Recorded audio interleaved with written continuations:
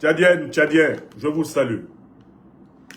Africaines, Africains, je vous salue. Que vous soyez sur le continent natal de l'homme ou que vous soyez dans nos formidables diasporas d'Amérique, d'Asie, d'Europe ou dans les îles des deux grands océans, ce programme est pour vous et je remercie celles et ceux d'entre vous qui nous font l'honneur de nous suivre en famille sur l'écran de télévision de la maison, car nous contribuons à l'éducation et à l'éveil de toutes les générations à la cause de la souveraineté, de la prospérité et de la dignité africaine.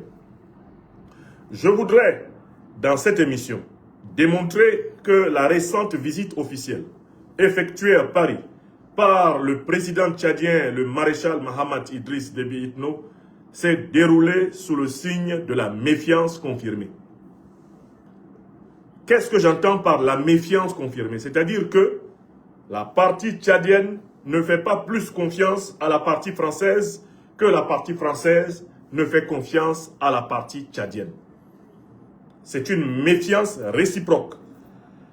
Méfiance de la partie française envers la partie tchadienne, car vous le savez très bien, les néocolonialistes sont particulièrement rancuniers. Jamais, dans l'histoire politique française, il n'y aura de dirigeant qui oubliera l'inscription dans la liste rouge des dirigeants africains qui auront manqué de respect à la sacro-sainte France. Jamais dirigeant français n'oubliera de marquer et de bien souligner le nom de l'actuel président tchadien Mahamat Idriss Déby Itno. Pourquoi? Parce qu'il est le premier président tchadien à assumer en mondovision l'expulsion des troupes néocolonialistes françaises du Tchad. Il a pris la responsabilité historique de débarrasser le sol béni africain du Tchad des troupes françaises qui l'occupaient pratiquement depuis la période coloniale jusqu'à ce jour. Le général Patrick Bretou, commandant la force Barkhane, s'était d'ailleurs exprimé en 2016 sur le tarmac de la base d'Abéché. Il avait dit ceci lorsque Barkhane était de retour au Tchad à la faveur de la soi-disant lutte antiterroriste. Nous avons été ici il y a 100 ans. Nous sommes partis il y a 60 ans. Nous sommes revenus et il faut que ce soit au moins pour 100 ans. Je reprends de mémoire les propos du commandant de la force Barkhane sur le tarmac de la base d'Abéché au Tchad, où il prenait son commandement. C'est ce projet de recolonisation militaire sur plusieurs décennies du Tchad que le président maréchal Mahamat Idriss Déby Itno a interrompu en mettant un terme d'abord aux accords de coopération et de défense et en ordonnant le retrait pacifique et ordonné des troupes françaises du sol tchadien. Que vous soyez du pouvoir ou plutôt militant de l'opposition tchadienne, qui que vous soyez sur cette terre des hommes, vous ne pourrez jamais effacer cet acte patriotique panafricaniste et révolutionnaire posé par le président tchadien. Mais, du côté des archives, de l'élite néocolonialiste française, le président tchadien actuel a inscrit son nom dans la liste des hommes à abattre, d'une manière ou d'une autre. Pour rappel, Muammar Kadhafi, quand il prend le pouvoir en 1969 en Libye et renverse la monarchie du roi Idriss de Libye, Muammar Kadhafi va chasser toutes les troupes occidentales qu'il y avait sur le sol libyen.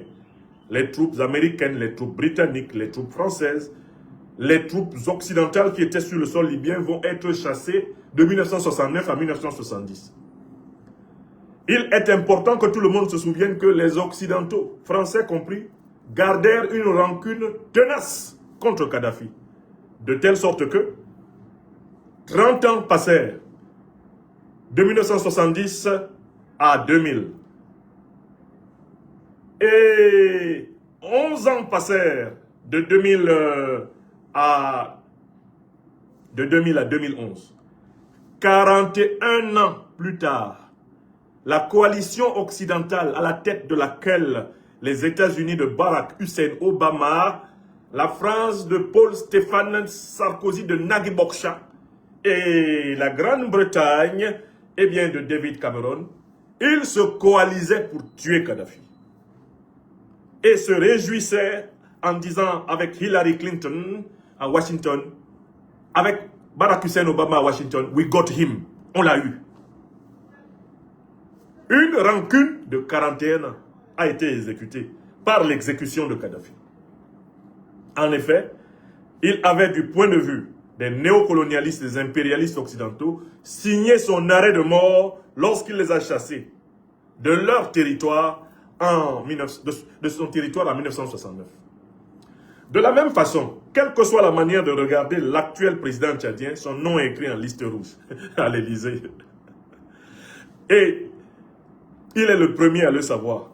Il le sait mieux que moi, il le sait mieux que n'importe qui, puisque c'est un officier tchadien qui a été formé par l'élite militaire et politique française.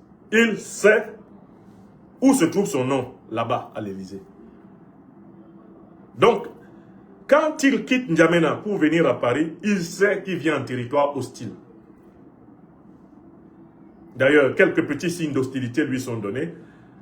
On lui envoie un obscur accueil à l'aéroport. Et quand il entre au palais de l'Élysée, on ne lui déploie pas le tapis rouge. Il marche sur les cailloux. Cette marche sur les cailloux est un symbole, c'est un message qui lui a été adressé. Pour lui dire, tu viens en terrain miné, viens seulement. On t'a invité, viens seulement. Du côté tchadien, donc, comme du côté français, à l'occasion de cette rencontre, il y a cette émotion, il y a ce passif, il y a ce contentieux. Côté français, eh bien, le délogement des troupes a été perçu comme une humiliation. Côté tchadien, cela a été perçu comme une fierté. Et c'est la base du refroidissement diplomatique tchado, eh bien, français, que l'on observait depuis 2023. Car il faut rappeler que entre 2021 et pratiquement 2023, les relations diplomatiques franco-tchadiennes étaient extrêmement intenses. Le président tchadien séjournant en moyenne 6 fois en France. Entre 2021 et 2023, 6 fois par an au moins, il venait en France. Et à partir de 2023, quand il déloge donc les troupes néocolonialistes françaises de son sol, il coupe son pied à Paris. Et la relation n'a cessé de se dégrader, comme vous avez pu le voir à travers les échanges de communiqués et les échanges d'invectives. Par exemple, souvenez-vous de la réponse que le président tchadien a faite au président français quand celui-ci a dit que l'ingratitude était une maladie non transmissible à l'homme. Bon, donc, quelle que soit votre manière d'aborder cette visite, elle a été tenue sous la domination de la méfiance et de la rancœur et de la prudence. Mais vous pourriez encore penser que mon argument est tiré par les cheveux. Voilà pourquoi je vais utiliser le communiqué qui a été signé par les deux partis, c'est-à-dire le président Macron et le président Déby, à l'issue de leur rencontre. Et vous allez voir que dans ce communiqué, toute la pomme de discorde est signalée. Ce communiqué a été publié sur le site officiel de la présidence tchadienne. Communiqué conjoint de M. Emmanuel Macron, président de la République française, et du maréchal Mahamat Idriss Déby Itno, président de la République du Tchad. Le président de la République française, M. Emmanuel Macron, et le président de la République du Tchad, le maréchal Mahamat Idriss Déby Itno, se sont entretenus ce jeudi 29 janvier au palais de l'Élysée. Au cours de cet entretien, les chefs d'État ont passé en revue les différents aspects de la relation bilatérale. Ici, quel est le mot-clé?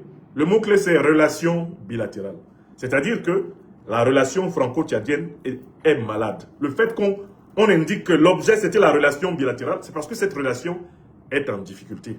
Elle est en difficulté, notamment, depuis que le Tchad a expulsé de son sol l'armée néocolonialiste française. Ils ont affirmé l'ambition d'un partenariat revitalisé. Ici, le mot-clé, c'est revitaliser. Donc en fait, le partenariat était presque au point mort. C'est-à-dire que la relation était en processus de putréfaction. Elle était en processus de pourrissement. Revitaliser, c'est indiquer que quelque chose était mort. Que quelque chose était en train de mourir. La revitalisation ne peut se dire que de ce qui avait perdu sa vitalité, de ce qui allait vers la mort. On continue. Fondé sur le respect mutuel et des intérêts partagés. Respect mutuel. On retrouve exactement ce qui était reproché par le président Mahamat Idriss Déby Itno au président Emmanuel Macron, le manque de respect pour les dirigeants africains en général et pour le président tchadien en particulier. La pomme de discorde est nommée, fondée sur le respect mutuel, c'est-à-dire que la relation là, si on veut la revitaliser, il faut qu'on se respecte. Et des intérêts partagés. L'expression intérêt partagé pose le problème d'intérêts qui n'étaient pas partagés. Le Tchad faisait unilatéralement la volonté du partenaire français. C'était le paillasson de la France depuis pratiquement sa pseudo-indépendance de 1960. Et il s'agit désormais de partager des intérêts, ce qui n'est pas encore le cas. On continue, notamment dans le domaine économique. C'est-à-dire que dans le communiqué, la partie tchadienne a insisté sur le fait que jusqu'ici, vous nous avez floués. Jusqu'ici, vous nous avez escroqués. Jusqu'ici, c'est vous qui vous êtes enrichis et c'est vous qui avez appauvri le Tchad. Là, le Tchad aimerait bien envisager une relation dans laquelle lui aussi il gagne. C'est ce qui est écrit là. Alors, il n'y a que les haineux pour ne pas voir dans ce deuxième paragraphe du communiqué l'aveu que les deux parties se méfient. Que les deux parties ne sont pas d'accord. Car le désaccord franco-tchadien, ce qui est à l'origine du refroidissement diplomatique, c'est quoi? C'est un partenariat qui était au point mort. C'est une absence de respect mutuel.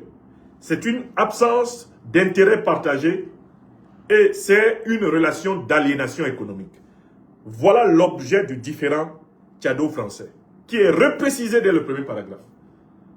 Si vous n'avez pas compris le différend, si vous n'avez pas compris à travers ce deuxième paragraphe qu'il s'agit de l'aveu d'un conflit large et profond, multidimensionnel, lisons le troisième paragraphe.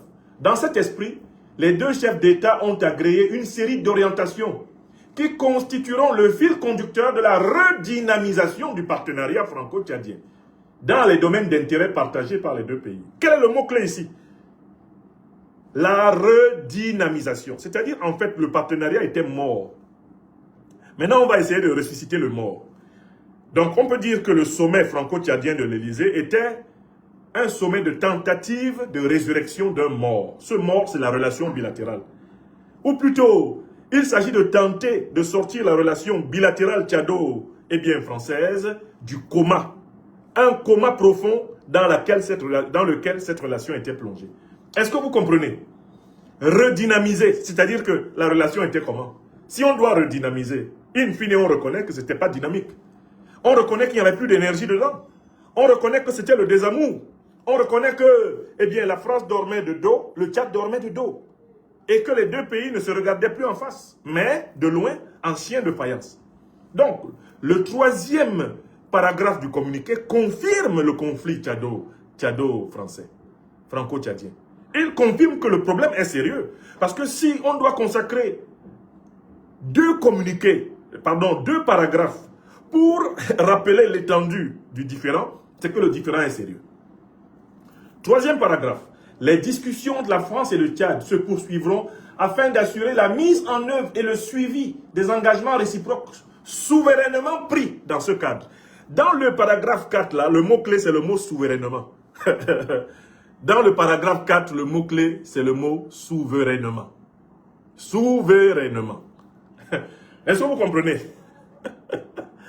C'est-à-dire que le Tchad fait signer à la France que vous n'allez pas nous forcer à faire ce que nous ne voulons pas faire.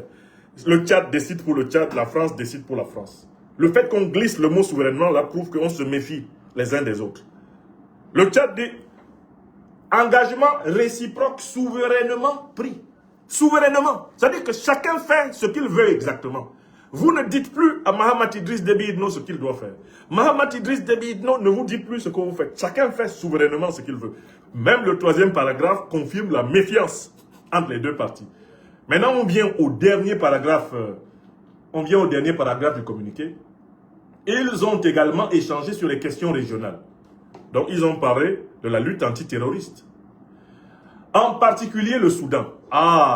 Les deux présidents ont exhorté les forces armées soudanaises et les forces de soutien rapide à mettre en œuvre la trêve humanitaire proposée par le Quad et ont appelé à la création d'un environnement international propice à une résolution du conflit, préservant l'unité et l'intégrité territoriale du pays. Là encore, ça c'est le paragraphe 1, 2, 3, 4, 5. C'est le dernier paragraphe du communiqué.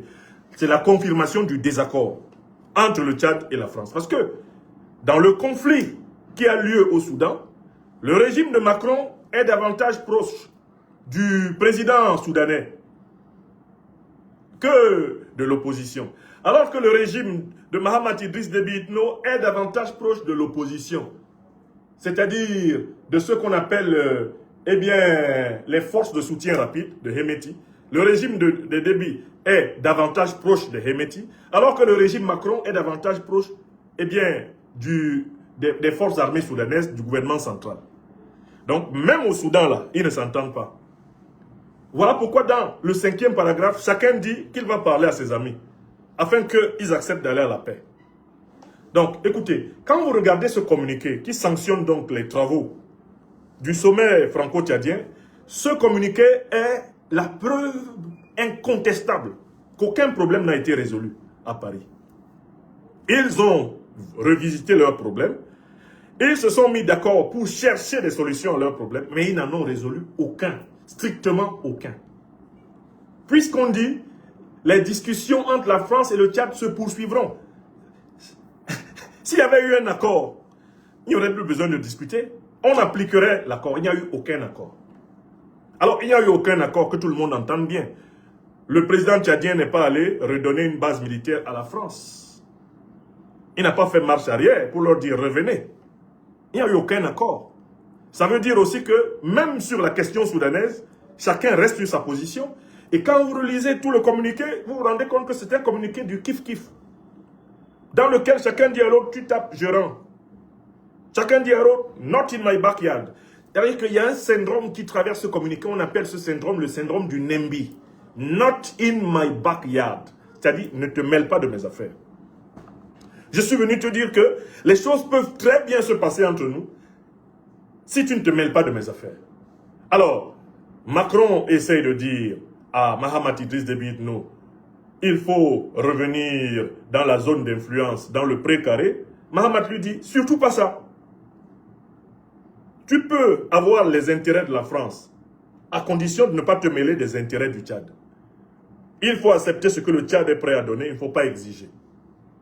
Donc, en fait, ce communiqué confirme que cette réunion, bon, c'était même pas une montagne. Donc, on n'avait même pas besoin d'attendre quelque chose de cette réunion. On savait que c'était une réunion de reprise de contact et que cette reprise de contact a été placée sous le signe de la méfiance confirmée.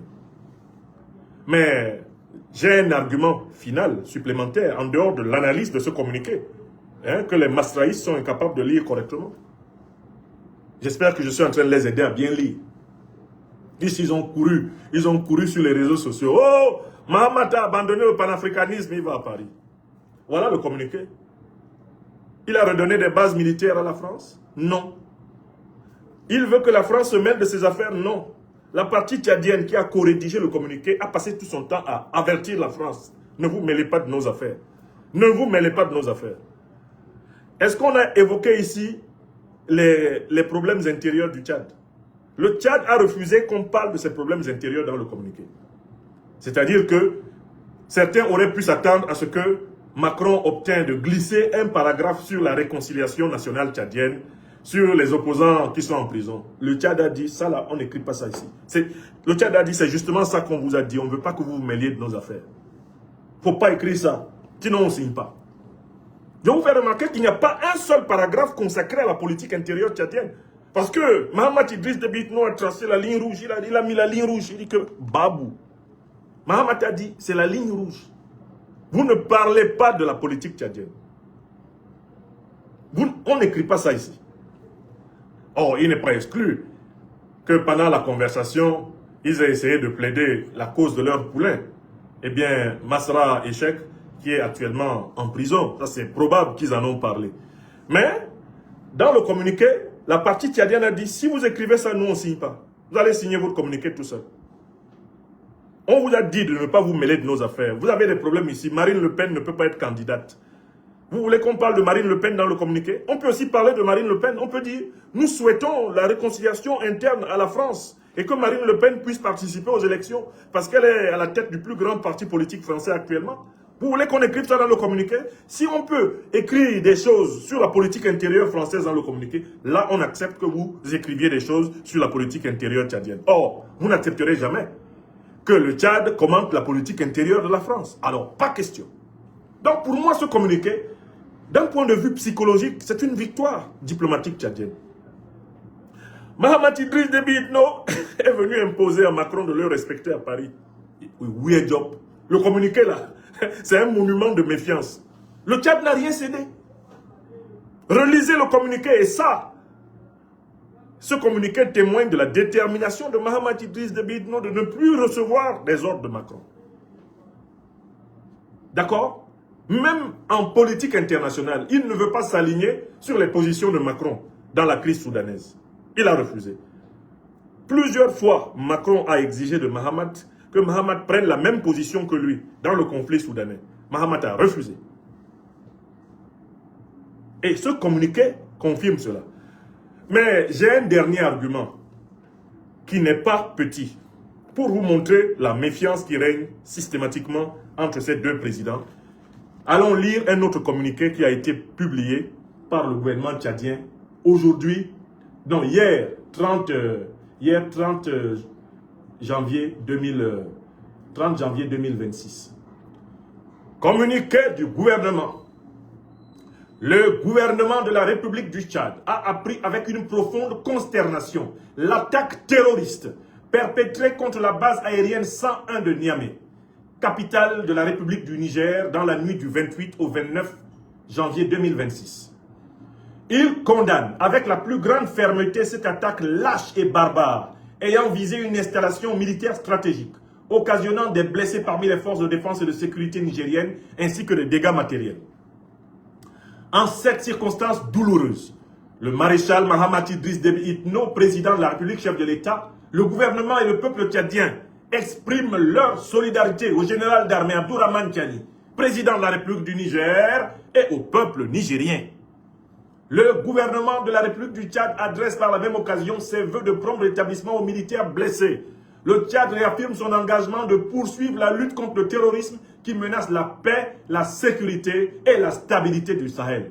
Fait en N'Djamena, le 30 janvier 2026, le ministre de la Communication, porte-parole du gouvernement, Gassim Chérif Mahamat.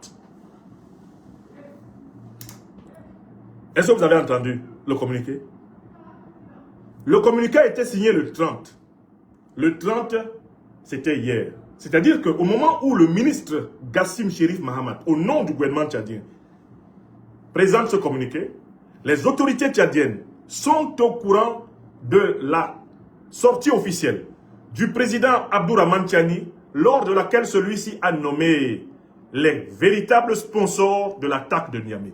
Qui sont les véritables sponsors de l'attaque de Niamey, qui sont donc considérés ici comme donc des terroristes et les coupables d'un acte lâche et barbare? Le gouvernement tchadien sait très bien qui sont les responsables désignés. Qui sont les lâches et les barbares qui ont attaqué Niamey?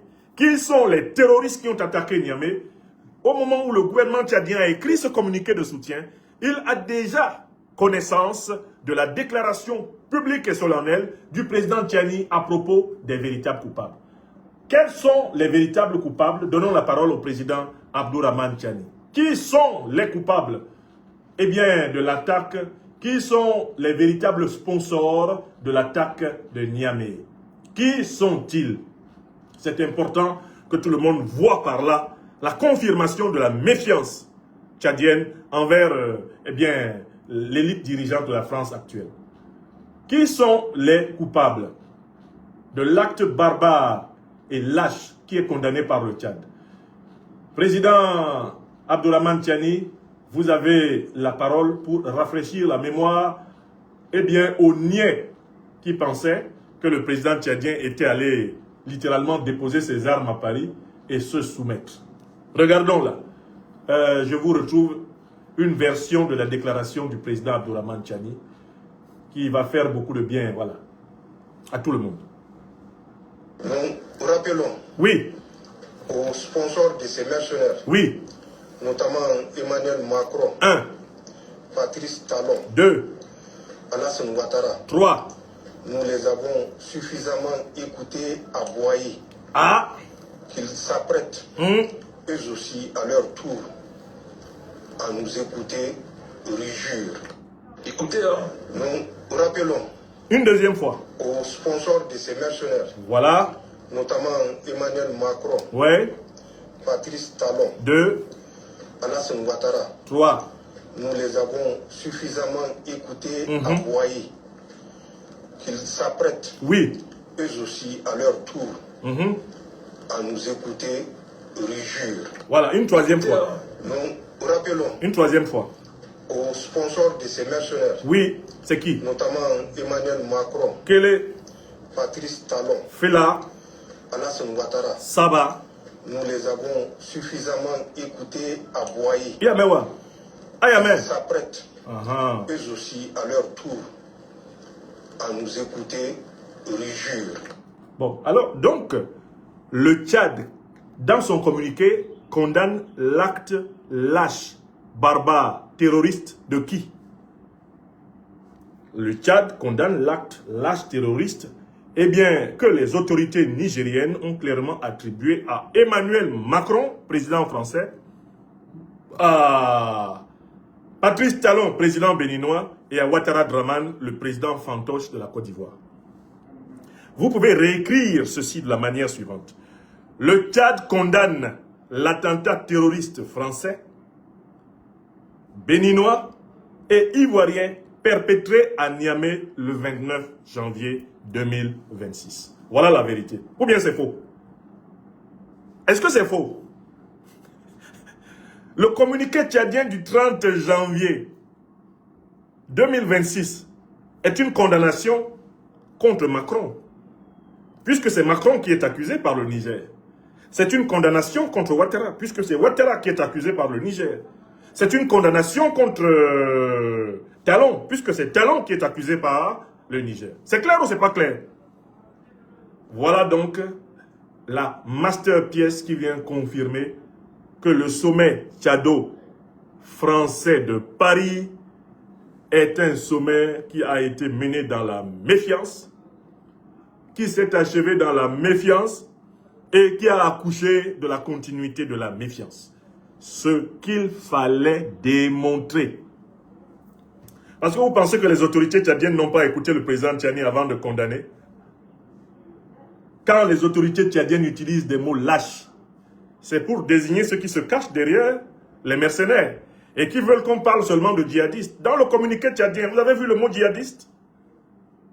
C'est parce qu'au Tchad, aujourd'hui, il y a une connaissance profonde de la nature de la déstabilisation terroriste. Les autorités tchadiennes savent que c'est l'OTAN, c'est la France-Afrique qui est derrière les organisations de mercenaires terroristes.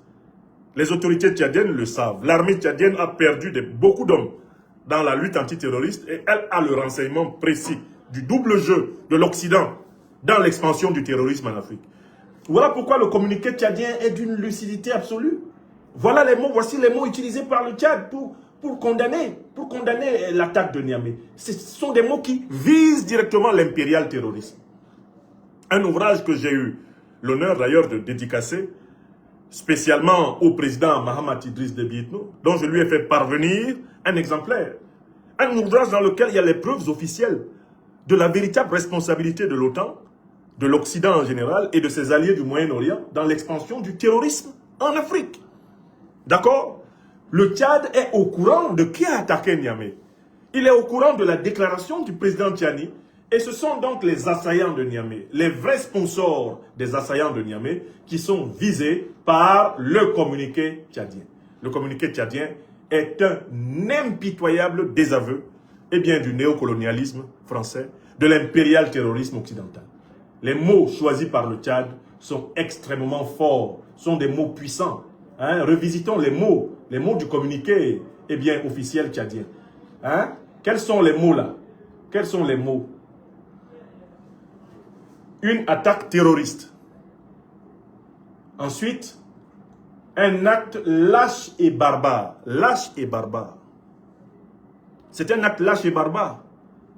Et peut-être qu'il faudrait demander à M. Sarkozy, où est-ce qu'on trouve les entités politiques les plus lâches et les plus barbares connues dans l'histoire de l'humanité? M. Sarkozy, vous pouvez conclure cette conférence en nous disant quel est le continent qui a commis le plus grand nombre d'actes de sauvagerie et de barbarie dans l'histoire de l'homme, depuis que l'homme est sur Terre. Monsieur Sarkozy, vous êtes là? Oui, de tous les continents. Oui, allons-y. Je vais vous dire une chose. Oui, dites. L'Europe, Oui. de tous les continents du monde, Ah! est le continent le plus brutal, Oui. où il y a eu les guerres les plus sauvages. Ah bon? C'est pas l'Afrique, c'est pas l'Asie. Mais voilà. C'est l'Europe. Mais voilà, c'est ce que Je vous condamne dis autre le Tchad. chose. C'est pas au Moyen-Âge, Oui. c'est au XXe siècle. C'est en Europe qu'on est... Et donc, cela est dit par l'un des plus grands barbares qui a dirigé la France, l'un des assassins de Kadhafi, et qui s'en est mis plein les poches, qui a pris des dizaines de millions de dollars libyens avant de tuer le guide libyen en espérant effacer les traces de son crime. Il est poursuivi, il a été emprisonné, il est dans tous les problèmes. La malédiction de Kadhafi le suivra jusque dans la tombe. La malédiction de Kadhafi suivra Sarkozy jusque dans la tombe. Mais il reconnaît que la barbarie politique est incarnée par la politique occidentale. Ça, il le sait. Sarkozy le dit. Et c'est de ça que le Tchad a parlé. Donc on peut conclure. Personne de sérieux, lisant le communiqué qui a sanctionné la rencontre franco-tchadienne à Paris, personne ne peut y voir le signe d'un renouveau véritable des relations diplomatiques franco-tchadiennes. Moi, j'y vois au contraire un piétinement sur place. Un piétinement sur place. Un piétinement sur place. Je vous souhaite, à N'Djamena et partout à travers l'Afrique, eh bien, un excellent week-end. Nous sommes le 31 janvier 2026. Je vous transmets les vibrations bénies de la terre africaine du Mali. Portez-vous bien. Merci. Merci beaucoup. Partage la vidéo et puis abonne-toi.